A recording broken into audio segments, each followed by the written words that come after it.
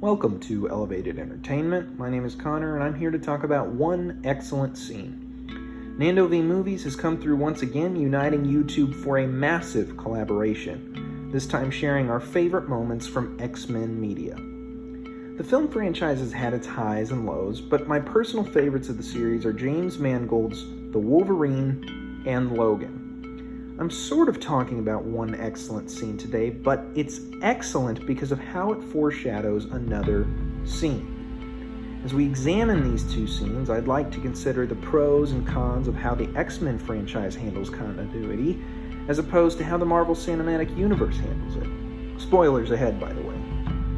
Logan is one of those films that exceeded the superhero genre. Like The Dark Knight or The Winter Soldier, this wasn't just a great superhero movie, it was a great movie, period. And you could understand and appreciate it regardless of whether or not you have seen any of the other films in the franchise. Minus reference to the events of X-Men Last Stand and a really confusing and pointless after-credits scene, The Wolverine largely stands on its own as well. But they were both written and directed by the same guy, and there's one subtle scene in Wolverine that, upon rewatch, after having seen Logan, connects these movies in an extremely powerful way. Now, before we get into that, let's consider continuity.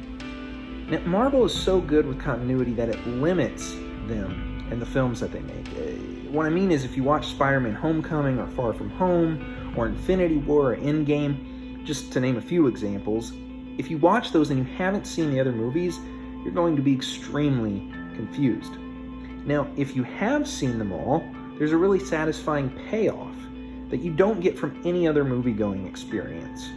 That's what Marvel's famous for. It doesn't make those movies bad. That's the whole point of them, but it does limit them. I think there's something to be said for a movie within a franchise that's so good it can also stand on its own while also honoring the films that came before it.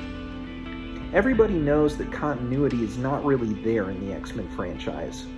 At its worst, this leads to confusion and just lazy writing, but at its best, it gives its directors freedoms to make the best movie they can make, without restrictions put on them by the stories that came before. Even in two films directed by the same guy about the same character. See, Logan does something MCU films can't, in that it's a great movie that stands on its own, but it's also an incredible and rewarding send-off for a beloved character that many fans had been following since the beginning.